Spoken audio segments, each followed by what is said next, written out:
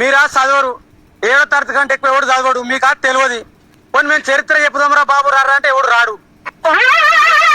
ఏంటి బాబు అన్న ఇంకోసారి పోనీ మేము చరిత్ర చెప్పుదాంరా బాబు రారా అంటే ఎవడు రాడు.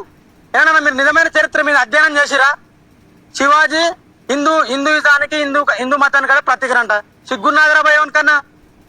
శివాజీని హిందూ మతము పీష్వా బ్రాహ్మణులు ఏంటి బాబు అన్న ఇంకోసారి పీష్వా బ్రాహ్మణులు రాజరిక మన పరిపాలనకి రానియకుండా, తను రాజు పట్టాభిషేకం చేయనీయకుండా ఆ బ్రాహ్మణులోనే చిన్న కులమైన ఒక కర్ణపోని పట్టుకొచ్చి వాడిని తనువుకు తగ్గట్టు బంగారం లెక్కిస్తే వాడు తన బొటనవేలు కాలుకున్న బొటనవేలుతోని శివాజీ రోజు మీద బొట్టు పెట్టి పట్టాభిషేకం చేశారు. ఈ కమ్యూనిస్టులు ఎలా ఉంటారంటే ఎవడు ఏ పుస్తకం చదవడండి, ఒక్క పుస్తకం చదవడు. వాట్సాప్లలో ఫేస్బుక్లలో వచ్చే వార్తలు, లేదంటే ఏదో కమ్యూనిస్టు బుర్రలేని కమ్యూనిస్టు తయారు చేసిన వీడియోలు చూసి వీడు జ్ఞానం గురించి మాట్లాడతాడు. సో ఈ క్యాండిడేట్ ఎవరో తెలియదు, ఏదో శ్రీకాంత్ అని పేరు వచ్చింది. శివాజీ హిందూ అంటే ఔరంగజేబ్తో ఫైట్ చేసింది హిందూ ముస్లిం కాదు. శివాజీ ఎప్పుడు కూడా పీష్వా బ్రాహ్మణ్ అంట. పీష్వా బ్రాహ్మణ్ కాదురా, పేష్వా బ్రాహ్మణ్. సో పేష్వా బ్రాహ్మణ్తో ఫైట్ చేశాడని చెప్తున్నాడు. ఇంకోటి క్లాసిక్గా వీళ్ళు చెప్తుంటారండి, శివాజీ మహారాజుని పట్టాభిషేకం చేసేటప్పుడు ఎవరో బ్రాహ్మణుడు వచ్చి కాలి బొటన వేలితో శివాజీకి తిలకం దిద్దాడని.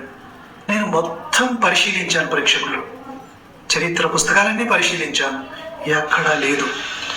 మరి వీడు పరిశీలించాలి పరిశోధించాలని పెద్ద పెద్ద మాటలు మాట్లాడుతుండు, వీడు ఎప్పుడైనా పుస్తకాలు చదివాడా? అమ్మతోడు చెప్తున్న ప్రేక్షకులు, ఈ ఎదవలకి ఆ అంటే ఊరాదు, ఏ ఒక్క తెలుగులో మాట్లాడడానికి రాదు, పేష్వా అని కూడా పలకడానికి వీనికి రావట్లేదు. ఈడు చరిత్ర చెప్తాడంట మనకి. ఇలాంటి ఎదవల్ని తీసుకొని మనం జ్ఞానం పెంచుకోవాలన్నమాట. శివాజీ గ్రంథాలలో హిస్టరీలో ఎక్కడా కూడా కాలితో దిద్దినట్టు లేదు.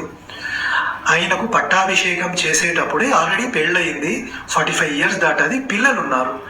అలాంటి సిచ్యువేషన్లో పట్టాభిషేకం చేయడం కానీ జంజరం వేయడం కానీ కుదరదు. అందుకే కాశీ నుంచి సపరేట్గా ఒక బ్రాహ్మణుడిని తీసుకొస్తే ఆయన ప్రత్యేక పద్ధతుల ద్వారా శివాజీని పట్టాభిషేకం చేశాడు, కాలుతో దిద్దాడు. ఇవన్నీ ఎక్కడా లేవు. ఇదంతా ఫేక్ వాట్సాప్ స్టోరీ, కుక్కుడప్ స్టోరీ. పనికి మాలిన సన్నాసులంతా ఇలాంటి స్టోరీలని ప్రచారం చేయడం, అది విని వాహా కొట్టడం, ఇదండి వీళ్ళ పరిస్థితి.